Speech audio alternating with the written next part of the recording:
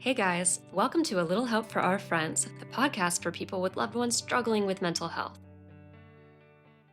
Hey, little helpers, it's Dr. Kibbe here. Before we dive into this episode, I wanted to tell you how I could help you navigate the mental health or addiction struggles of the people you love. Coolamind is the online coaching platform and community that I built to support you in the moment when you need it the most, like having hard conversations, asserting your needs, or setting boundaries. Even if you're just curious and want to chat about it, book a free call with me by going to the link in the show notes or going to coolamind.com, KULAMIND.com, and click Get Started. Thank you and enjoy the show. Hi guys, today we have a guest who is one of my good friends. She's a neuroscientist and a science educator, and the reason we have her on is because back when we did our ethical non-monogamy episode, we had said we want to bring on somebody who actually knows what they're talking about and experiences this, relationship format. So, Dr. Paula Croxson, welcome. We will be talking about polyamory. Thank you so much for having me. So if you could, so you listened to our E&M episode and you're here in part to like fill in some gaps and kind of like, discuss this big wide world of polyamory. Can you start by kind of defining polyamory if you can, and then kind of telling us why you decided to be polyamorous? Sure, yeah, I can try. So I think it's important to say that I'm not an expert in this. I'm just somebody who's been living this lifestyle for actually not that long, about a little over 3 years, maybe. And I think I've learned a lot, and I've educated myself a lot during that time, but there's definitely limits to my knowledge and my understanding. So I'll start with that disclaimer. And I think that I'm trying to think what a good definition of polyamory. I mean, literally, it means many loves.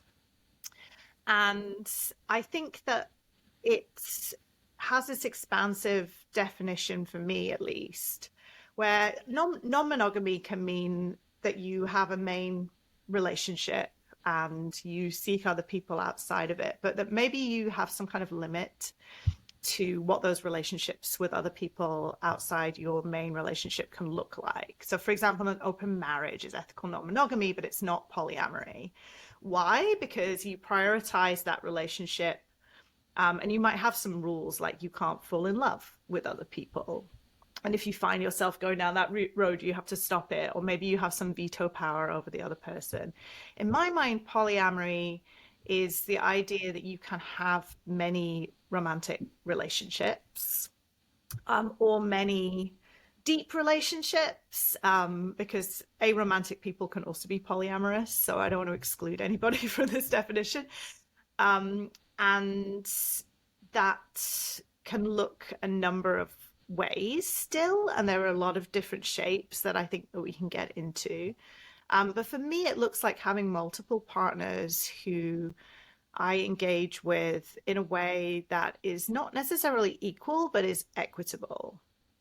So what that means to me is that, and there are so many different models of this, that there might be people who have multiple partners and they spend equal amounts of time with those people, or maybe they all live together so that they can have the privileges that come with cohabiting and, living with somebody all the time. But equitable means that people get their needs met. And that you don't necessarily have to give the same amount of time or energy. You don't even have to do the same things with every partner. Each partnership is different. And the best way I can equate this is to think about my partnerships the way I think about my friendships, which is that I do different things with different friends. I have different levels of emotional support that I receive from them, that I give to them. I have different amounts of time that I spend with different friends and different frequency that I see them. And so in the same way, I can have partnerships where I see people with all of those different kinds of ways and frequencies as well. Cool. Well, I was just going to ask what brought you into polyamory, but Kibbe, sorry. Oh, you did. That's a good question. Yeah, you did ask that already, and I totally forgot to answer it. So yeah, for me, it's something that I was I mean, I wasn't aware of it at all for a long time. I have been in long monogamous relationships. My longest monogamous relationship was 13 years long. And during that time, so I moved to New York toward the end of that relationship. The end being like we were 9 years in, and I moved to New York, and then we still continued the relationship long distance. And during that time, I met somebody, I made a friend who was poly. And that person was in an open relationship with their partner who lived in a different city for grad school. And they planned to have an open relationship. So I didn't know it was poly at the time. They described it to me as an open relationship. And they planned to close the relationship again when they came back together after the grad school experience was done. And that was the first time that I'd heard of people like successfully doing that and openly doing that. And I thought it was very cool. And I did think for a minute, maybe I should do that. You know, I'm in a long distance relationship. That's tough. But I felt like that I was in a relationship with wouldn't want to do that. I felt hesitant to ask and to maybe hurt that person in the process. And so we remained monogamous. And then I had another sort of long relationship after that lasted a number of years. And at some point he told me, in some degree of emotional distress, that he felt like he was not cut out for monogamy. And it was like several years in, and I wasn't expecting him to say that, but I also found myself being very open to it. For a number of reasons, we didn't do that, mostly because he was already cheating on me a great deal, I think. Turned out he wasn't right for monogamy. And so, although he wasn't cut out for monogamy, like he didn't really raise it in the correct way. And like I can laugh about it now, but at the time it was very not funny. But again, it was like another place where it like arose in my awareness, and I found myself thinking, oh, could I do that in the right situation? And so as it happened, the next person that I met, who I really connected with after that relationship, told me that she was poly, that she had multiple partners, and I did find myself open to that. And this was a very different situation where, you know, there was trust built from the get-go, and where I did really trust that person. And so I became curious about it and decided that I was open to exploring it. And I would say I didn't act on it for a long time, in the sense that I was comfortable being with somebody who saw other people. And I didn't rush into anything. I like learned some stuff. I read some stuff. I followed some people on social media. I talked to people. And I waited until I met somebody organically who I clicked with, who also was in that lifestyle. You know, it took quite a long time. And I think for me, that intentionality of meeting the right person or people felt very natural and the right way to do it, in the same way that I would only be interested in dating monogamously the right person or people, and not just sort of rushing into it. So that was my approach. And I was super grateful to have my eyes opened. And I think initially I was really drawn to the amount of transparency and the communication styles that I was encountering, where people were really, you know, I was encountering this ability to talk about things that maybe I wouldn't have ever talked about in my monogamous relationships. Like I told you, I was with somebody for 9-10 years, and I was afraid to say, oh, you know, this is hard. Should we do something about this? So I think it caused me, and it allowed me to like take on my fears a little bit, to try and communicate more openly and more, be more open to my partner's communication. it's a really difficult place to be, and it's like there's like a lot of places that you can trip up and mess up, but like isn't everywhere. Yeah, I'm almost thinking from a perspective of someone who's been used to like the traditional monogamous relationships, and people who have heard our last episodes go, well, what, what, when you open the relationship, isn't that just not a relationship? Or doesn't that just mean, isn't that a fancy way to talk about just like dating around, right? For people to be non-exclusive and dating around, they might have multiple romantic relationships with the understanding that that's not the only one they're having. So tell me what, to kind of like speak to the people who have like no knowledge of it. What is the benefit, or why put a new structure of polyamorous relationships versus like cheating or be dating around? Yeah, and I like have a lot of empathy for those people who are like, what? Because I have been one of those people as well. Like our society is so wired for monogamy, and I, for one, definitely thought that was the only way for a long time. And I thought it was the only way in more of a way than most New Yorkers do. So we're all talking from New York City right now. I used to live in England, and in England, when you start dating somebody, you start dating one person. My cat is getting involved with this conversation for Cats are those always who are not welcome to in our watching or listening. conversations. And I was like a little bit shocked to discover that in New York, people date multiple people until they're ready to have the exclusivity conversation. I guess I also didn't watch enough sitcoms when I lived in England, or I would have known that already. But like, and yeah, I was talking to a British friend who moved here relatively recently, and she was like, "Yeah, isn't everybody poly here? Because everybody's dating multiple people until they decide that they're not." But for me, that's a little bit different, and I think it's different because there's this assumption at some point when people start dating multiple people, and then they have the exclusivity conversation, that like there is going to be an end goal of being with one person. And that's a wonderful thing. But there is another way, which is to have the end goal, to have either no end goal or to have the end goal of having closeness and stable relationships that are mutually supportive. And I think for me, this has required me to sit down and talk to my partners about what is a partnership to you? What do you want out of this partnership? What do I want out of this partnership? But the assumption is not that you're going to end up with one person at the end of the day.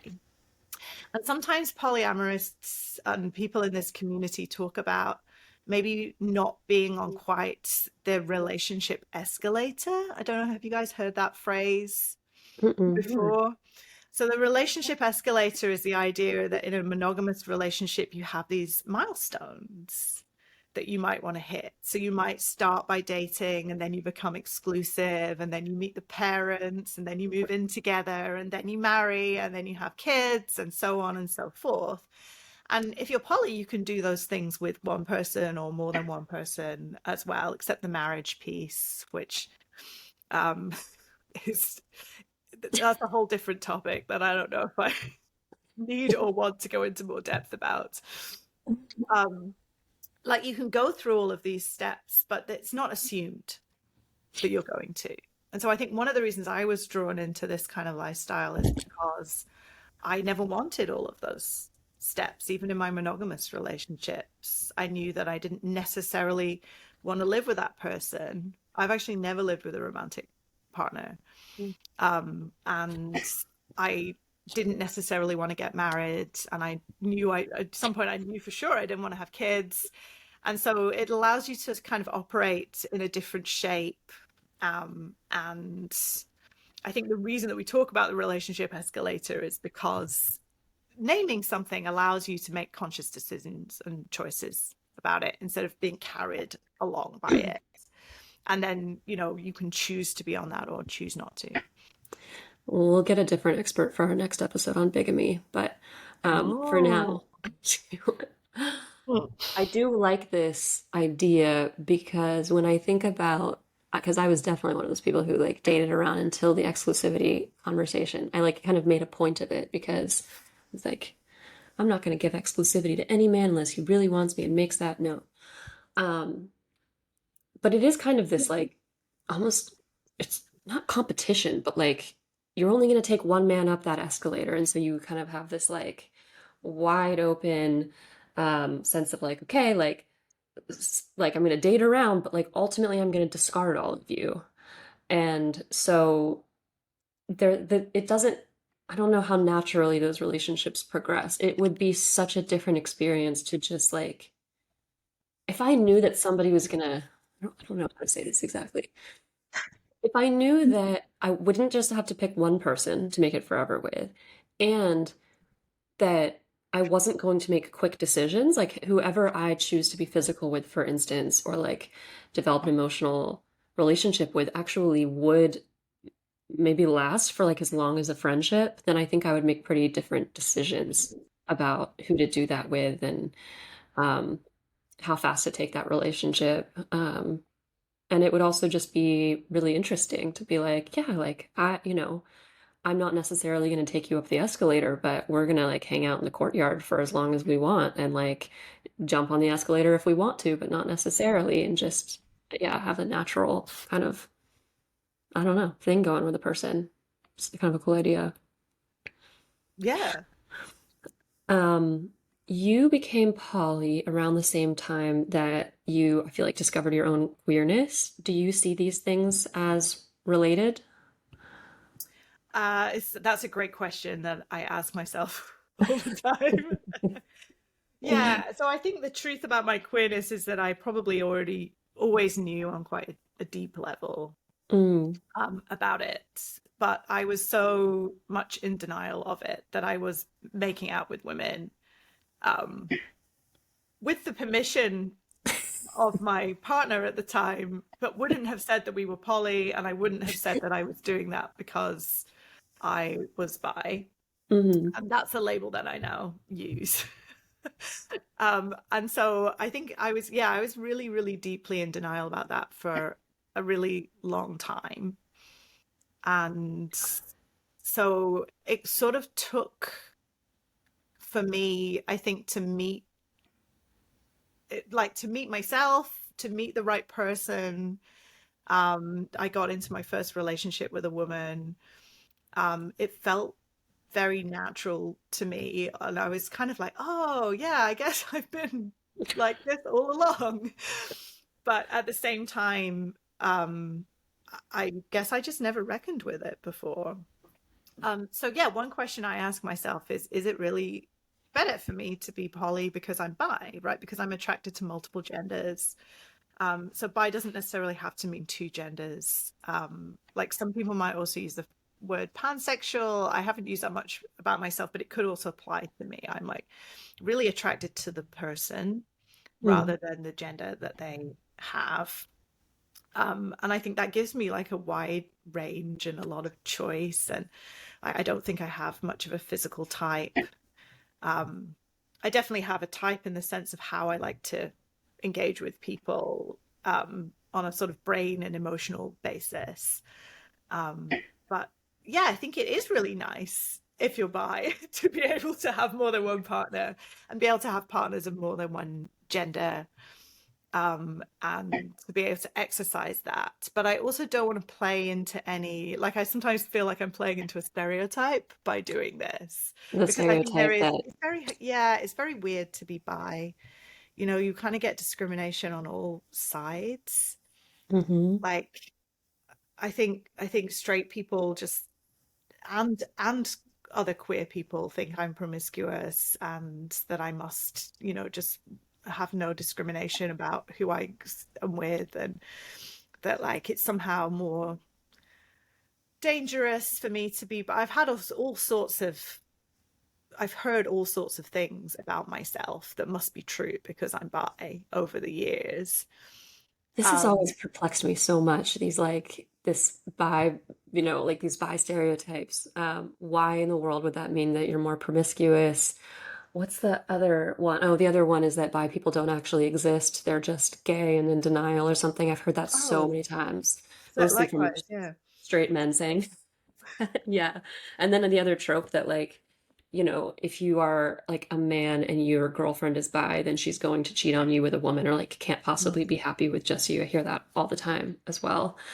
It's a really incredible set It's of beliefs. bizarre. It's bizarre because people don't go around saying, "Oh, your partner's straight. They're going to cheat on you with another person of the same gender as you." Right. 'Cause there's still, even I'm straight, but there's still 4.5 billion other men that I could go for. Like adding another 4.5 billion people on top of that doesn't really mean that I'm going to be more likely to cheat. That's already way too many people to handle. So, Yeah, yeah. So like, I'm not more likely to cheat. And in fact, I did once cheat on a boyfriend, like a long, long, long, long, long time ago when I was much younger, and I would never do that again. Like, yeah, like it's I did not feel good about myself for doing that. And I think that like, yeah, so I don't want to perpetuate any myths that like you need to be poly if you're bi because you somehow need more partners or you somehow are more promiscuous or whatever. Everybody's different. Some people are more promiscuous, which is also awesome, by the way, and there's nothing wrong with it. But like everybody can be promiscuous, everybody cannot be.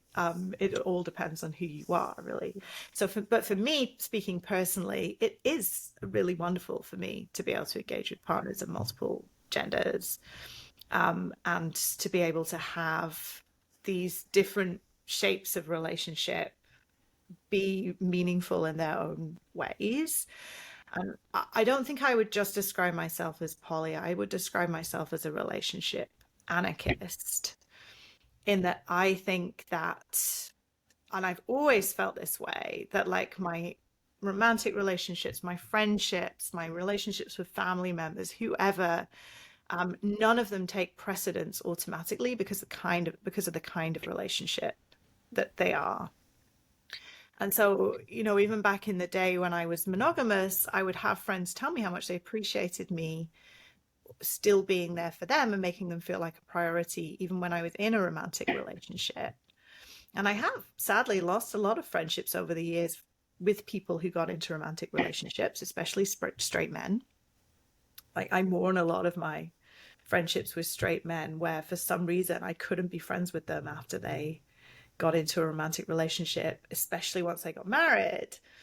And like, my personal belief system is that I think that everybody deserves to be a priority in their own, again, like in an equitable way, in the way that they need. And I think the limiting factor for me then is not that I believe one kind of relationship is more important than the other. It's that it's my capacity. Mhm. Really. But I will say there is one kind of relationship that I think if I had kids, I would probably feel differently about that relationship with my kids. But I'm not in that position. So it's easy for me to say everybody's, on some kind of even plane for me. I think if I had children, I would feel differently probably. So tell us what this looks like for you when you to make it more, like something that people can picture. What are these negotiations or rules, or what does it look like? What kinds of different needs do you find in different kinds of romantic partners, and how do you go about negotiating that, especially if people have different expectations? Like, what does this look like on a daily basis? Yeah, so I think there's like a couple of jokes about poly people that we like spend much more time talking than we do anything else that might be more fun than talking. And that we like have a massive scheduling issue all of the time. And the Google Calendar is our best friend, or some form of calendar is our best friend. I guess I shouldn't plug Google, but and there's a little bit of truth to that, I think. So I think it requires, I don't want to say this is on a daily basis, but certainly I just got out of a relationship of a number of years, where we made a point of talking about what our wants and needs were on a semi-regular basis. And I don't think I had ever really done that in a relationship before. we actually carved out time to say, okay, what does this look like to you? Like, what does it mean to you to have a partner? What are you looking for in other partners? Um, what are your boundaries? So we talk about boundaries a lot in the relationships that I have.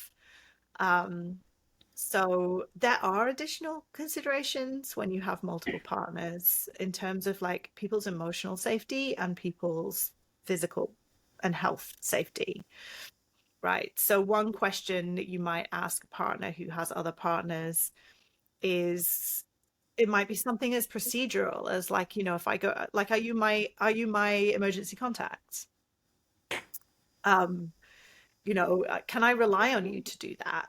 Or do you not have capacity for that because you have other partnerships? I have a partner who lives with who has what they would call a nesting partnership with another person. And those people have raised a child together and are one another's like primary implies some kind of hierarchy in this case, but I think I'm accurate in using that phrase as far as that relationship goes.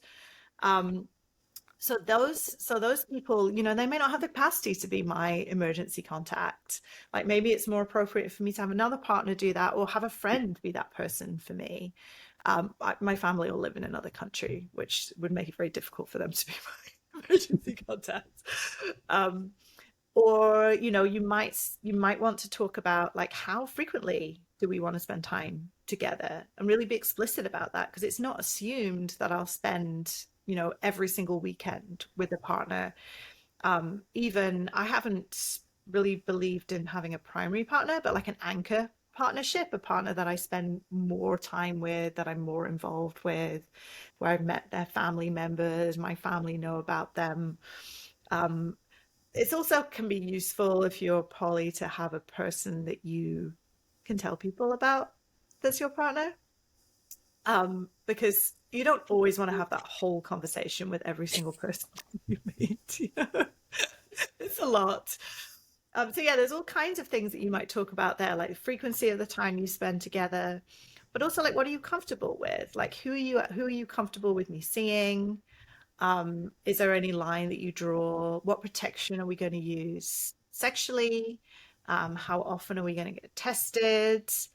Um, all of these things are up for negotiation in every relationship kind, but I found myself talking about them more frequently and checking in more frequently. And maybe that's just because I don't know if it's like a rule of being poly.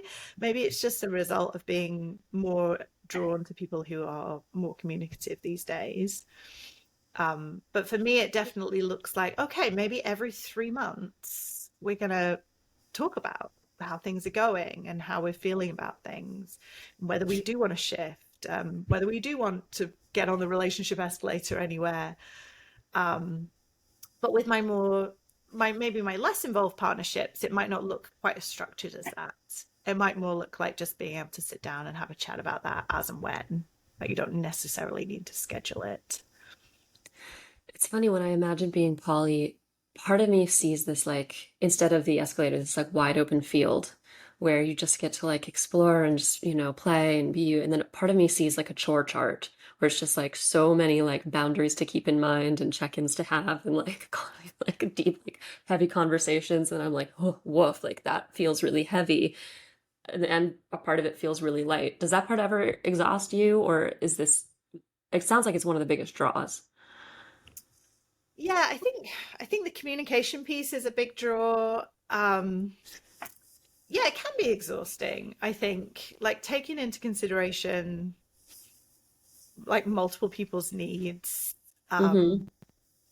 can be a lot. And I think one of the things that has been the biggest struggle for me is not so much sort of scheduling and planning and having the conversations, but just the things that come up that like there is no model for. So having somebody,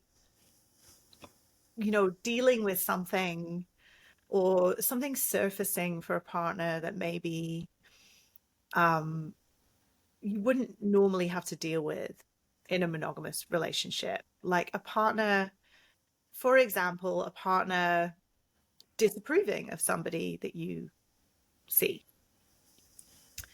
or feeling like I'm saying you, but I can only really speak from like personal experience. So like in my case, having a partner disapprove of actively of one of my other partners or the way that I engage with other partners. It's not really in the playbook. It's not in any of the books that I read or the podcasts that I listened to. But it is a human thing, right? Jealousy, dealing with jealousy from a partner is a very human thing, or feeling jealousy or feeling anxiety that your partner's partner, right, what they would call your metamor. So your partner would be your paramour, right? The person that you engage with, and your metamor would be your paramour's paramour. So like the partner of your partner, like how do they feel? Like I get a lot of anxiety around, are they okay? Are they having a good time in this scenario? Do they know about me? What do they want to know about me? Like I feel like I do a lot of caretaking in my life in general, and so I'm drawn to caretake in this scenario as well, for better or worse. So I'm like, do they, is everybody all right here? Are they jealous? Are they upset? I've had to deal with my own jealousy, of course, because that's a thing. Like poly people are not non-jealous, I just would love to hear how you have handled and evolved with jealousy and also how you've like developed compersion, just mm, because I think that I'm good at not being super jealous, but I don't know that I don't know that I have it in me to be genuinely happy for my partner if he's like with somebody else. Um so yeah, so just as an aside, like I didn't want to interrupt, but I also would love to hear about no, you. yeah. I think I was getting on a train of consciousness of like a whole list of things. So we can stop here for a minute and then maybe land on some more um, things. So I think compersion, for those who haven't listened to one of these episodes yet, compersion is it's taking pleasure in your partner's pleasure or in another's pleasure.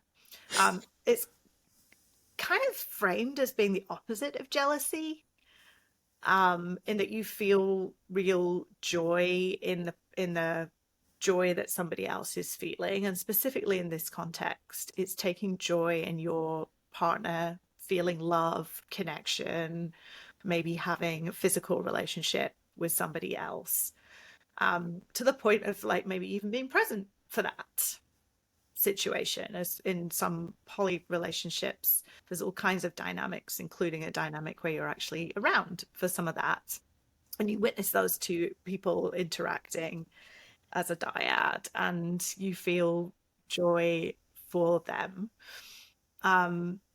And I don't necessarily know how natural of an emotion that is, but I think I would say it probably is different for everybody, Yeah. and so is jealousy.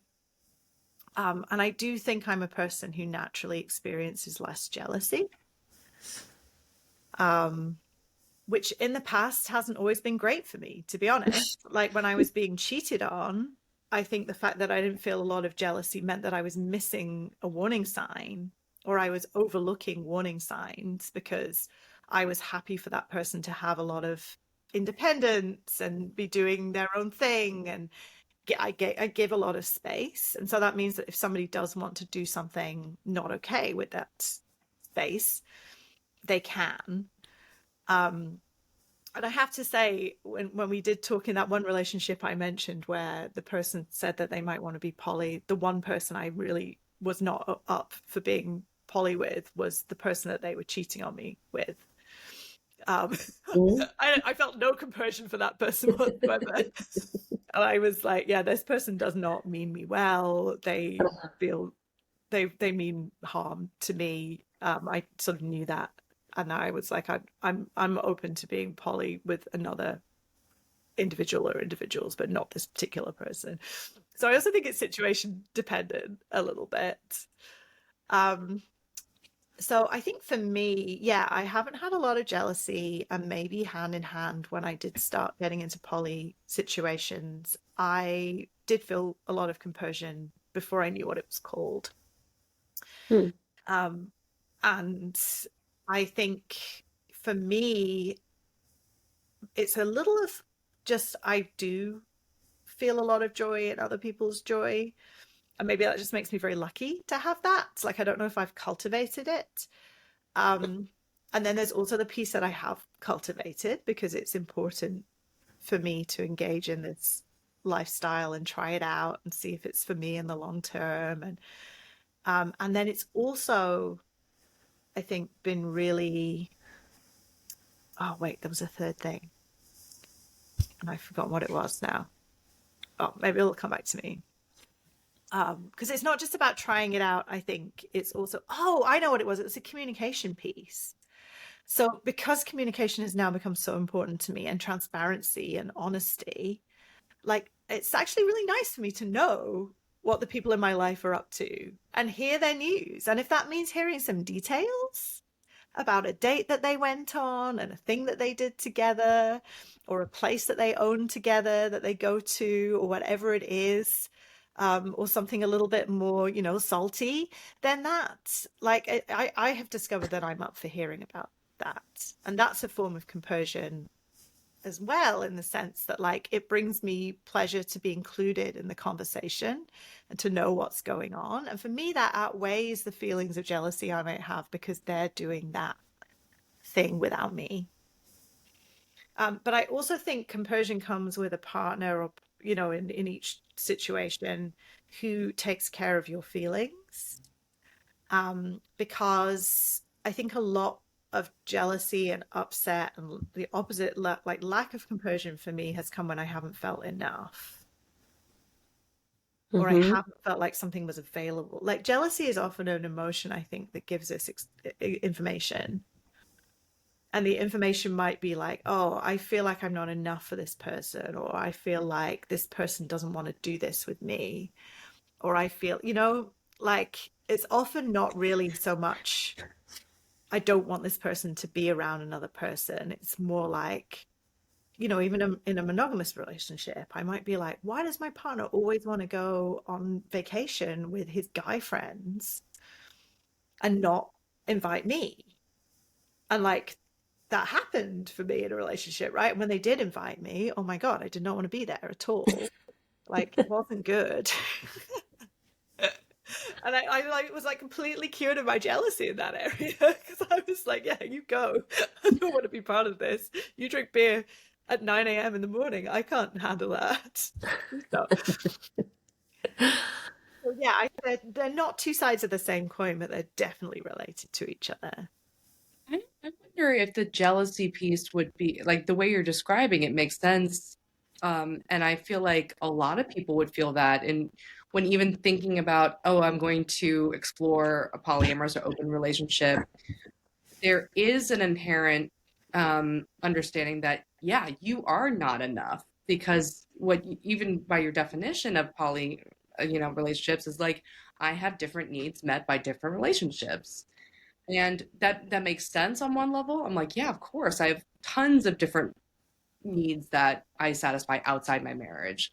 At the same time, though, wouldn't that be tough to deal with if you're in, let's say, you have a couple of relationships, and then one of your paramours, or says, oh yeah, I got another paramour because you're not satisfying this need. And it's, like I could imagine, and like a very, like a jealous side of me, I'd be like, well, if someone's actually looking for other partners to fulfill needs, that's really gonna just tell me that I wasn't enough in that area. How do you deal with that?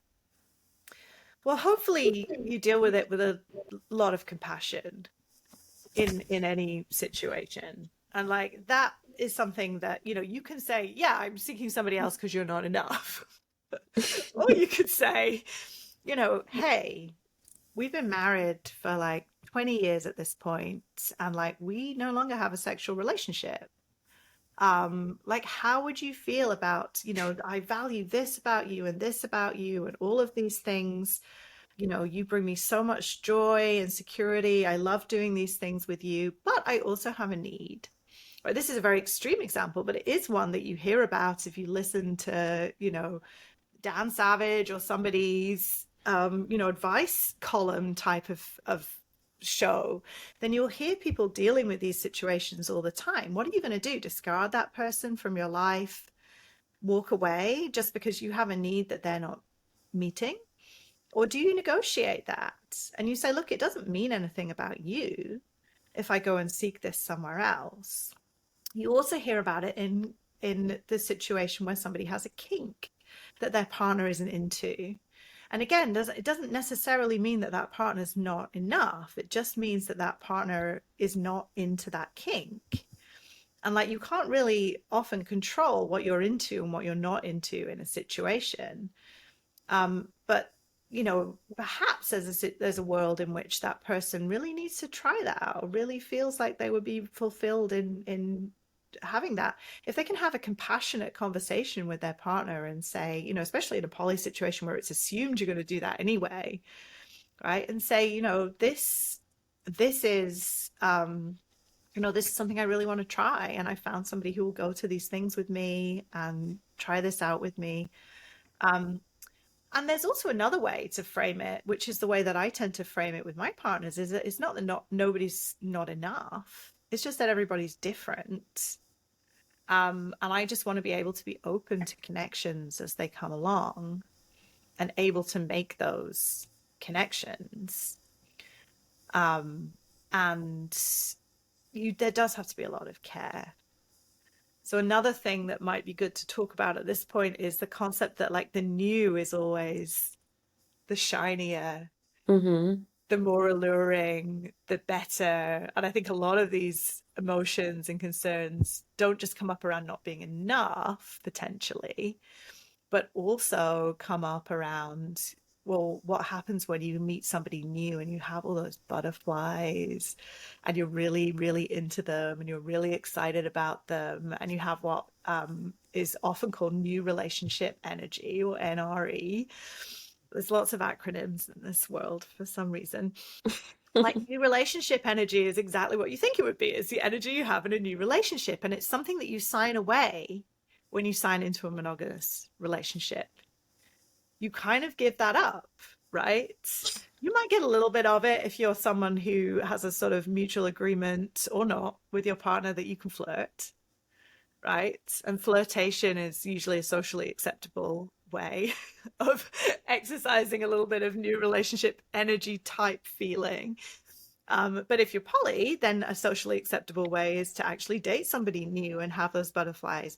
And I do think if you're somebody who cares about your other partners, you have to take a lot of care of them in that situation.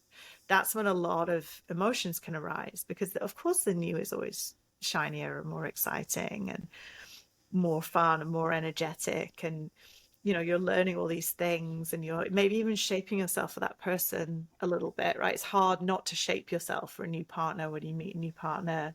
Be like, oh yeah, I'm totally into museums. I go to museums all the time. Let's do that. Then 2 years down the line, you're like, yeah, I know we haven't been to a museum for a year. I'm not really a museum person. I was into it because you were into it, So like, that's something, again, that I think there just does have to be a lot of care about it. And in an ideal situation, you should be able to raise that with somebody and say, hey, I've noticed you're spending a lot of time with so-and-so. I'm beginning to feel a little bit left out. Like, maybe we could plan some time. I'd like to see you twice a week. And I'm not asking you to see them less. I'm just asking you to make time for me. That would be a responsible way, I think, to handle that. I think old relationship energy needs a rebrand, because it's so funny when it's like, yes, there's new relationship energy, but then that person who has like an anchor partner or nesting partner or whatever will ultimately come home to that person. I mean, that, we have become so threatened, and this would be my nightmare, is like the NRE, like, cropping up for my partner. And I don't know that I would feel compersion at all, but we feel so threatened by that. But it's like this sense that our like longer term relationships are not interesting or exciting, when in reality our longer term relationships are the people that we've stuck around long enough to build something with. And that should theoretically be the more, quote unquote threatening. So anyways, I don't know. I feel like there should be some sort of rebrand there. I liked in your notes that you sent over, though, you said, should we be threatened by our partner falling in love with somebody else? Or is it possible to be in love with multiple people? And I went on a show where it is proven season after season that you can be in love with two people. But of course, on The Bachelor, you ultimately have to discard one because it is only acceptable to have a single partner, and so it is better to break the hearts of the other people that you've fallen in love with. Bachelor is almost like socially sanctioned. Would you call it? I mean, it wouldn't be polyamory. It would be a harem. I don't know. Yeah, it sort of is a harem vibe. And personally, I don't love a harem vibe as a concept for my own life. Like, I That's don't weird. like the idea that one person can have all the partners and the other partners don't. So, on the one hand, it would be great to have a version of The Bachelor where everyone's queer and poly, but on the other hand, Right. there'd be no drama and everyone would just be Right. really happy. And just talking a lot. That's what I want for all of us. I want us to have no drama and be really happy. And I mean, also, like, alas, being queer and poly does not spare you from drama, and drama is a human condition. Yeah, the harem vibe, equity, speaking of equity, which is like clearly one of my favorite words that hopefully we won't get banned for. It's like, it's like, yeah, if you're in a relationship with somebody else who gets to see other people, you should also be afforded the same. And if you are in a relationship with somebody who wants to veto somebody that you're seeing, for example, because they think they're not good for you, or they don't like them, or they think that something that they do is not okay, then you also should have the power of veto over what your partners. And often that doesn't happen, right, in these kinds of relationships. That wasn't what we were talking about, though. I got distracted by a new. Well, one of the ways I do feel like compersion can be cultivated or lower jealousy can be cultivated is by changing your beliefs about what these things mean. And I love what you said about like jealousy gives you information. I feel like people who get really riled up with jealousy often only see one piece of information, which is like, I'm threatened and it's because of another woman or another man or whatever. And therefore that must not be allowed to happen. But one of the beliefs it seems like could be cultivated here is that love is not just reserved for one person. It's not necessarily threatening if your partner falls in love with somebody else.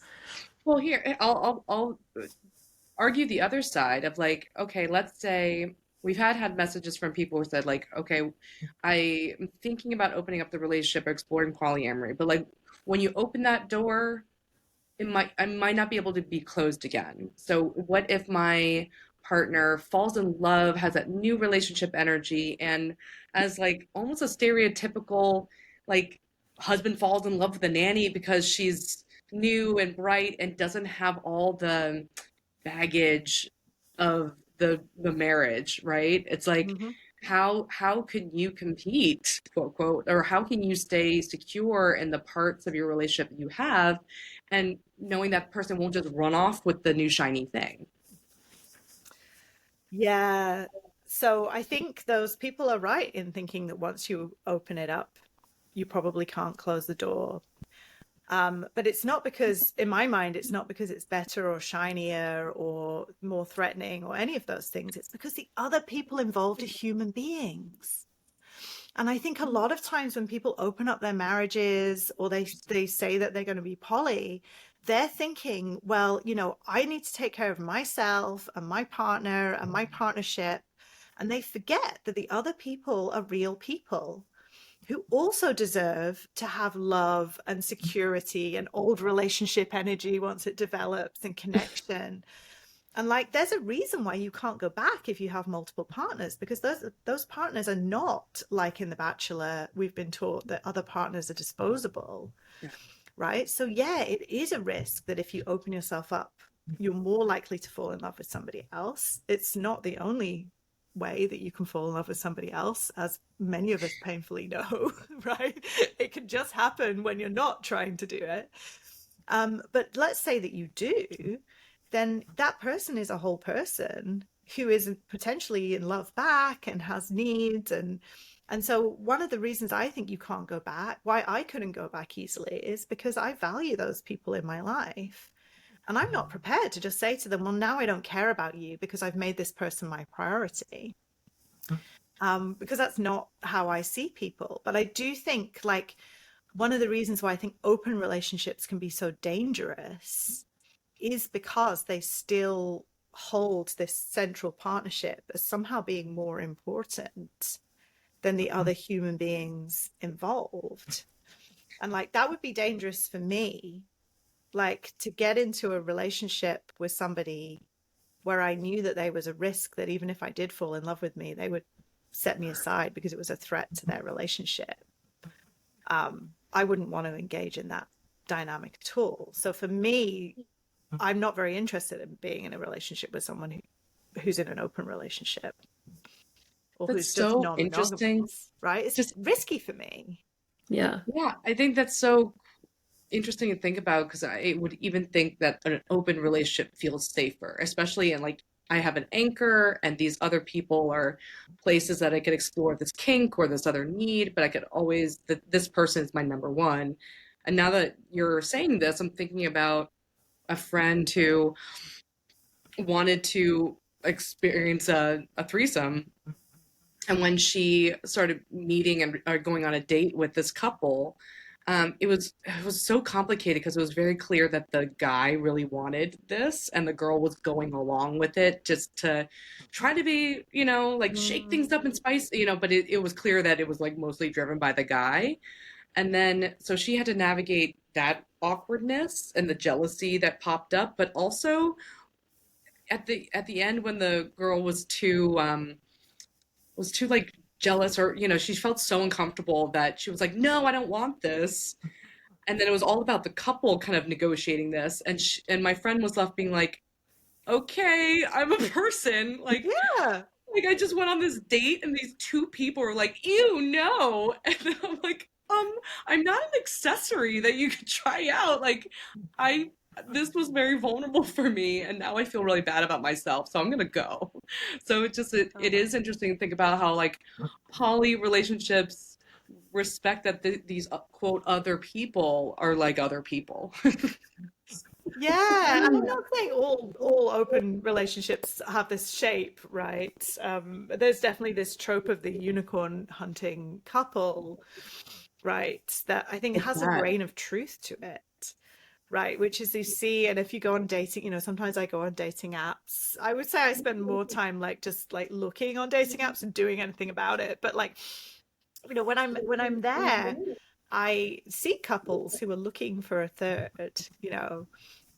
and the way that they're looking for a third often looks to me like, yeah, that third is just the accessory, basically. That like they've made it very clear that their relationship is the priority, that they're just looking for somebody to have fun with. And like if you're looking for that, that's awesome and great. And there's no reason why any of us can't just get involved in a thing that's fun. But I think if you go a little further and you open up beyond, a casual thing, then you run the risk of hurting that other person who's the third very, very much. And so like for me as a potential third, right, I'm what they would call solo poly. So I live by myself. I don't currently have an anchor partner. Although that might change for me, maybe, depending who I meet.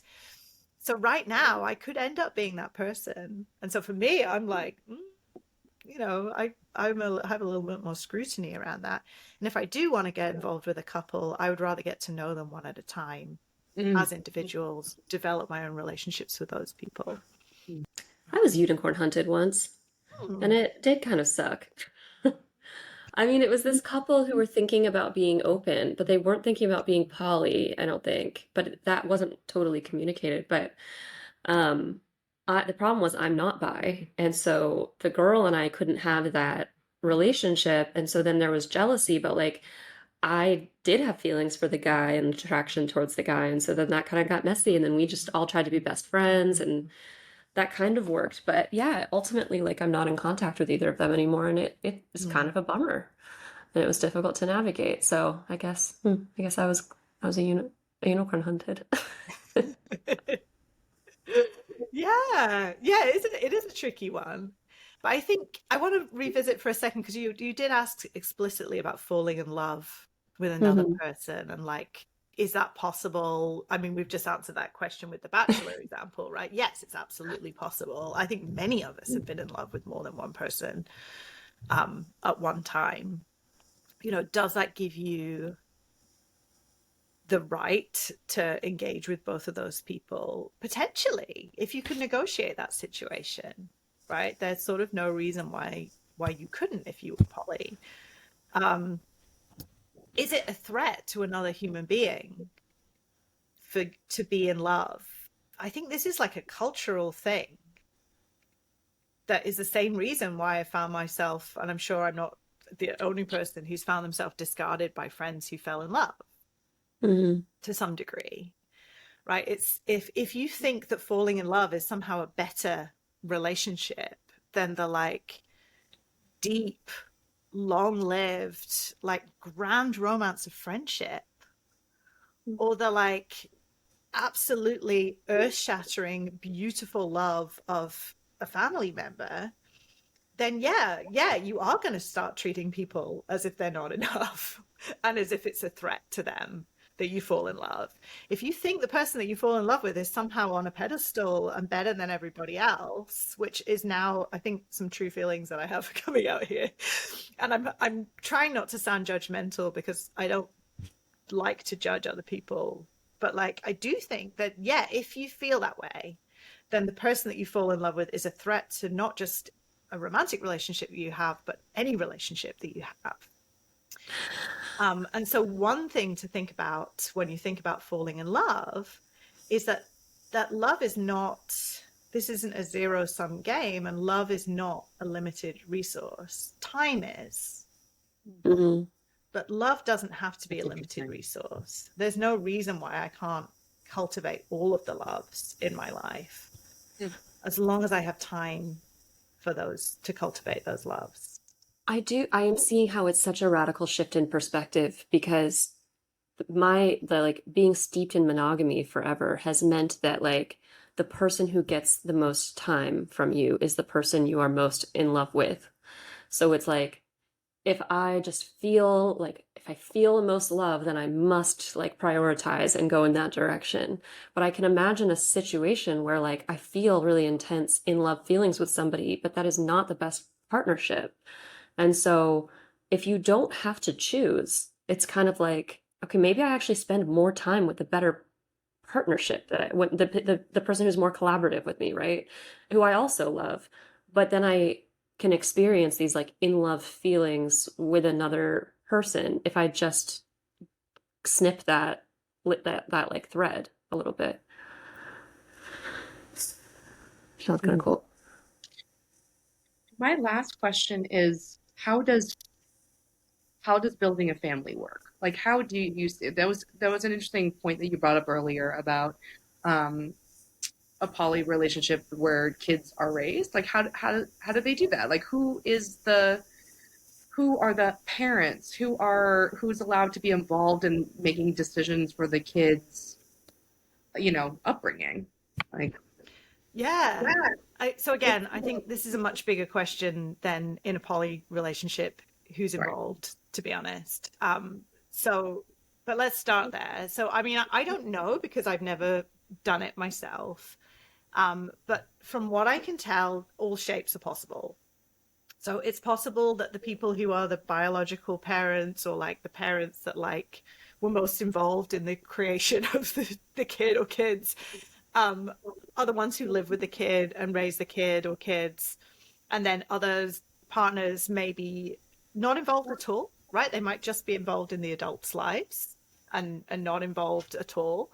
And actually, if I was in a new relationship with anybody with kids, I would want to be really careful about how I met those kids and how I formed relationships with them. You know, I have been in a situation where I had a monogamous partner with a kid, and I did form a relationship with a kid, and when we broke up, that was the thing that hurt me the most. And I can only imagine, how the kid felt in that scenario. So I think being very careful about that for sure. But there are definitely situations in which multiple adults can raise kids. So the direct experience I have is not with romantic relationships, but with a friend who I've known for most of the time that I've lived here in New York, which is a long time. And I would consider myself to be involved in raising her kids in ways that she chooses. And when she needs support, or when I feel able to give support, or not even needs, that's like a very strong word for like, I'm in her life. Her kids know me really well. I've stayed over with them when she's had to travel. I've, taken my part in their lives in the same way that people do with their nieces and nephews. So I think that like it can look any shape in the same way that any village that's raising kids can look. And I think again, this like shouldn't be radical, but maybe it is, because especially in the USA, there's been such a premium placed on the nuclear family and the idea that a family is two adults and some number of kids doing pretty much everything together, and then potentially paying for other services and using school services. But like most of us who've seen any other kind of shape know that that's not the best way to do things, right? That we might want grandparents, we might want other family members, we might want friends. What about if you break up with your primary partner or your monogamous partner and it's just you? Like, are you just going to do everything by yourself, or are you going to welcome the support of other people? So I don't think it's dissociated from reality in any way to be poly and have kids. Does that mean you might make different choices about your time? I'm sure. So I think that, I have a lot of people who I've met who have had real difficulties in poly situations. And a lot of the time, those difficulties were because it wasn't true poly. And this is a really tricky one, I think. So I think some red flags are if somebody says that they're poly, their partner or partners should be able to talk to you. So you could technically, like if one of my partners wanted to take on a new partner and that person didn't quite believe them, I would talk to that person and reassure them in some way that like, this is okay with me. So I can't see why that wouldn't be possible elsewhere as well. So I think someone who's claiming they're poly but isn't willing to give you access to their partners is either not poly, or they might be in a situation that we mentioned before. Don't ask, don't tell. Don't ask, don't tell. Yeah. And like if they're truly in a don't ask, don't tell, then you kind of do have to respect that. For me personally, don't ask, don't tell is not a very comfortable place to be. I don't necessarily want to know nothing, but some people do find it more comfortable to know nothing if they're dealing with jealousy or judgment or some other situations. So it's not a catch-all, like you can't necessarily solve it. I think also, I mean, the problem is like there was a guy who told me he was in a don't ask, don't tell kind of relationship, and then we hooked up, and then I found out no, their marriage was not open. yeah. And I don't know how you avoid that with don't ask, don't tell. I don't You think can't you get can. confirmation. Yeah. I don't think you can, unless you set a personal boundary that don't ask, don't tell isn't for you. But even then, like, I don't know, like at some point I've ended up in that situation with somebody just because they were so uncomfortable with hearing about who I was dating. And ultimately it didn't work for me to be in that situation because I just didn't feel that safe in a situation where I couldn't know who they were seeing, and I couldn't tell them at least like a little bare minimum, they don't have to know every detail of everything. So I don't think you can protect yourself from that, just like you can't protect yourself in a monogamous relationship from being cheated on, right? All you can do is gauge how much trust you have with that person and try and cultivate as much communication as you can, and support them, and you'd hope they'd come to you if they were unhappy and say, I'm unhappy and I want to do something about it, rather than them going to somebody else when they're unhappy. So I don't think there's no way to protect yourself fully in any relationship. And the question is always going to be, do you want to take the risk and have the love, or do you want to protect yourself and not? And those two choices are both very risky choices ultimately. Yeah. But I do think you can ask the right questions. So if somebody is poly, they're more likely to be versed in having conversations about boundaries, about agreements that you can have. They might be more open than a monogamous person even to sitting down and saying, okay, this is the structure that I have. They might be more open to having you interact with or talk to their other partners. They may even love it. They may really want you to have what they would call kitchen table dynamic, where you actually can sit down and have a cup of tea together and get to know each other. So I think it can be helpful to ask those questions and feel it out for sure. The other red flags to me are kind of hierarchy in general. Like, even if I was at the top of the hierarchy, it would be a red flag for me because I don't really agree with it. I don't think that it's a very ethical place to come from, that you make one person more important than others. But again, coming from my judgment-free or trying to be judgment-free zone, it's not actually a red flag for everybody, right? So I think knowing your own red flags is maybe a more, for some people, being unicorn hunted might not be a red flag at all. It might be exactly what they're looking for and fantastic. Being able to engage with people who are, for me, or at least willing to examine the structure of their relationships, at least open to having each dynamic be its own thing, who are willing to be tested and safe is important for me. So like, I'm not telling anyone that they have to do anything, I think, but I think defining for yourself your own boundaries in a way that maybe you haven't had to do before, if you haven't gone into that poly space before, maybe having your own agreements with yourself would be one way to navigate it. Like, what's a deal breaker for me? What matters to me? Amazing. Thank you so much for coming on. I wish I didn't have like 15 more questions, but maybe we'll continue this conversation another time. Maybe we will. So I really appreciate it. Some people are afraid to not be anonymous or to come and talk about it. And I do appreciate that you are not playing into the shame that shouldn't be associated, in my mind, with this. And do you have any resources that you would like to share with our audience before well, we I wrap guess up? I should first say, if you're listening to this and you didn't know this about me, sorry. It is a really hard conversation to have. I've experienced a lot of judgment. Sometimes I just don't have this conversation with people, even if I care about them a lot. So it doesn't mean anything about you if you haven't heard this about me before this podcast. But I do think it's important to be open. There's nothing wrong with this. There's no shame in it. Yeah, I mean, there are so many. Maybe I can send a list that you could share around. Put in the show notes, yeah. I mean, I started by reading The Ethical Slut. That was the first book that I read. It's not a perfect book, but it's one of the early books about polyamory that really does start to open things up. There's a lot of other books out there that all have their own merits as well. I think a lot of people prefer Polysecure as a book, for example.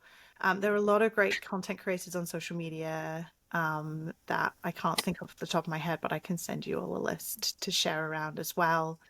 I learned a lot from Dan Savage's podcast, to be honest. He covers all sorts of topics, including poly and non-monogamy issues that people come in with. So I also recommend, if you're a podcast lover, which you probably are if you're listening to this, to check that out. But yeah, I'll send a list because there's a long one. And I think doing your own research and not relying on your partner or partners to be the ones to educate you is always good.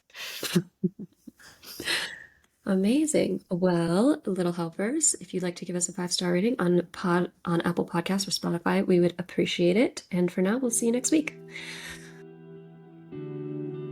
By accessing this podcast, I acknowledge that the hosts of this podcast make no warranty, guarantee, or representation as to the accuracy or sufficiency of the information featured in this podcast. The information, opinions, and recommendations presented in this podcast are for general information only, and any reliance on the information provided in this podcast is done at your own risk. This podcast and any and all content or services available on or through this podcast are provided for general, non-commercial informational purposes only and do not constitute the practice of medical or any other professional judgment, advice, diagnosis, or treatment, and should not be considered or used as a substitute for the independent professional judgment, advice, diagnosis, or treatment of a duly licensed and qualified healthcare provider. In case of a medical emergency, you should immediately call 911. The hosts do not endorse, approve, recommend, or certify any information, product, process, service, or organization presented or mentioned in this podcast, and information from this podcast should not be referenced in any way to imply such approval.